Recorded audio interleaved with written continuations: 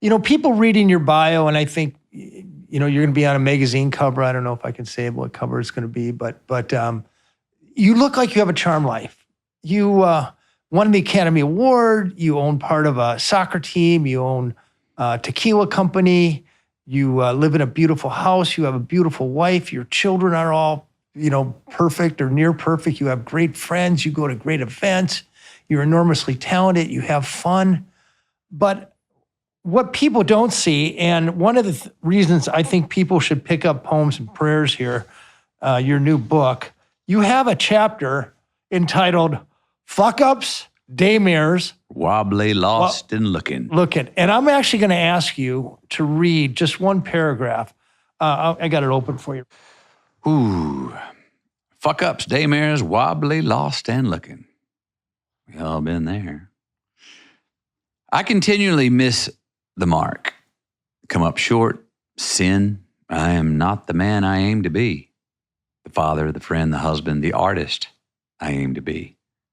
I don't like it, but I wonder if we're not missing, coming up short, or sinning enough, maybe we aren't trying hard enough. Are we not venturing close enough to the front lines of life's battles?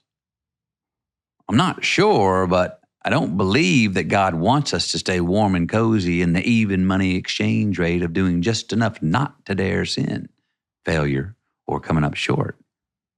To leave this life and arrive home with fewer sins but less victories might even be a sin itself.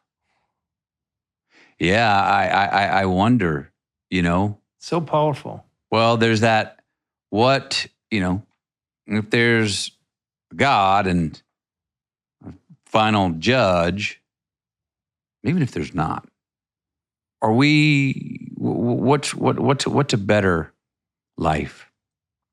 To have taken 8 risks, 8 aims, and hit 7 of them? Or to take 100 and hit 8? I'll go with 100. I think so. Yeah. I think so. And it goes to that Thomas Merton quote. I think, God, I don't know if I'm pleasing you, but I'm trying. And I believe trying pleases you. Trying. And that's part of what this whole book is about, saying, hey, man, come on, let's just not quit trying. You also have that great line, just keep living. You often sign off, it's say keep living. And living is about, it's not just existing. It's easy to exist. Yeah. It's harder to try, risk failure, but that's what real living is. But what I loved about that passage and that chapter, this podcast is also about vulnerability. I've learned it the hard way. I've always thought that my wealth, my worth, my self-worth, and my outward worth is a function of what I achieve. Mm-hmm. And I'm learning that's not necessarily the case. I do these Jeffersonian dinners. We were at one last night. And I asked a question about a year ago in Sardinia with a bunch of guys. The first night I asked a question about what their big idea for the world was. And there was a lot of sort of chest pounding, and these alpha males went upping themselves. But the second night we asked the question, what was the worst point of your life, the lowest point of your life? And what did you learn from it? And that's when these extremely powerful guys opened up and really connected. Yeah. And you weren't there, no. But I'm going to ask it to you right now. What was the lowest point of your life? Because your life just seems so charmed, but it wasn't always, was it? Well, I'm not going to go and say, oh, when my dad died, or oh, and so-and-so died, because I understand that's part of life. Those were hard times, but everyone goes through those. So I'm trying to think specifically of my lowest times. And there's times where I've let people down. The ones that wake me up still are 1987, Navarre Beach, Florida, there for the summer. Met the lady who ran the whole beach for all the beach boys, and they'd come work the Cabana boys on the beach. And I was out there, and she local local Florida kids, and I was from Texas. And I said, I want this job. She goes, no, you're not from here. I was like, I'll be here next summer. She was like, you sure? I said, I'll be here. and went to school the next year and came out that summer and went off somewhere else. And I never called her. And I don't even know if I had her number, but I could have found her if I put on. And I have this image of her going, looking around and going, that son of a bitch. He promised. Show. He told me he'd be here this year. That was one. That was with this, not a stranger, but someone I just kind of knew.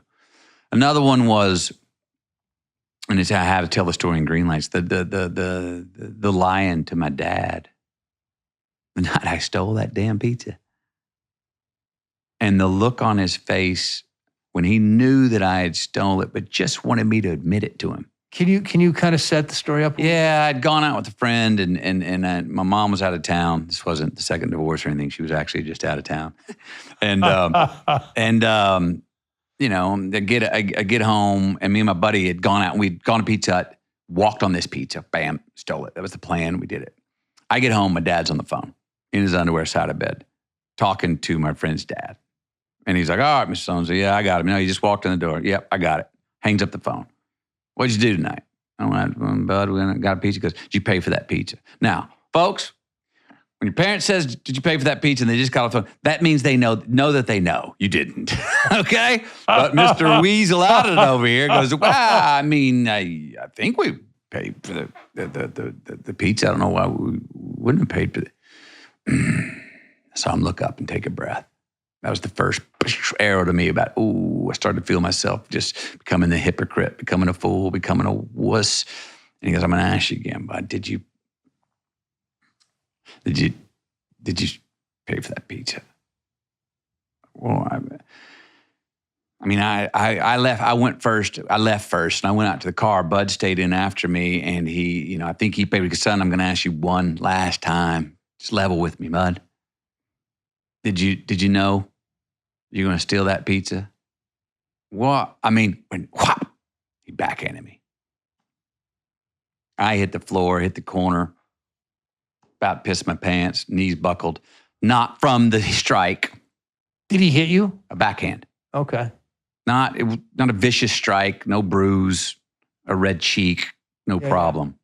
But I remember that feeling of cowardice.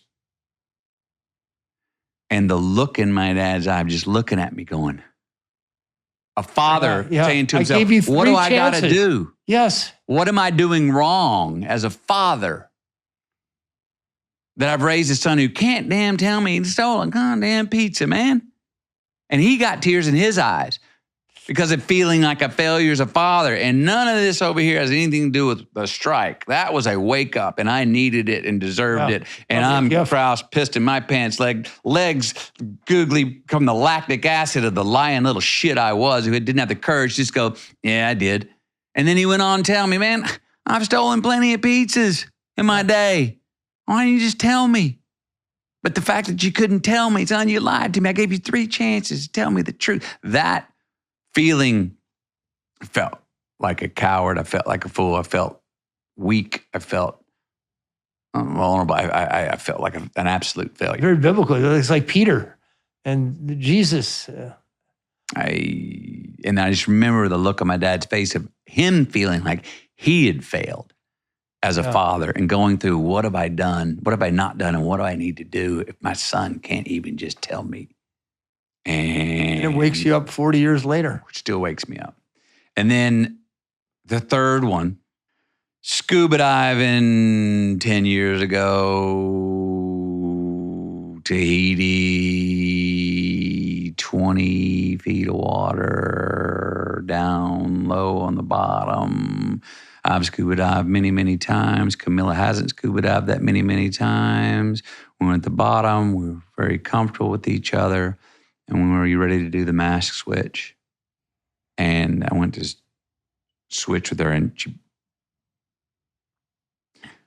we had to come to the top. She was fine, but being the advanced diver, it was not my place to do that. To switch masks with her? Switch air. Uh-huh. She didn't breathe that. She didn't breathe that. And that should have been a conversation above water. Yeah. Before doing the action below water. So I still wake up with that nightmare. That was me not measuring the context of the situation and the technicality of the situation. That was an honest mistake, though. And when you're 20 feet down, it's not like a premeditated or No. Look, and mistake, but yeah, but also jumping the gun. Yeah, me, and I have a line in here about I hope more crimes are from ignorance, and that's kind of what you're talking about. Honest mistakes. I wish more crimes were from ignorance rather than no. I know exactly what I was doing, and I chose to commit the crime. There's a lot of things people do. They screw up, and they just like I didn't know. And those, I believe, we need to seek amnesty and allow rehabilitation for. But there's a lot of crimes that people commit where like, no, I know exactly what I was doing. Now, those are the ones we got to watch out for. The stolen pizza story is such a great story because it illustrates the point perfectly. I told you last night that I never hit my kids. I have 3 kids. And I told them very early on, if they admitted to something they did wrong, they would never be punished. And they learned very early on how to game that. They would tell me.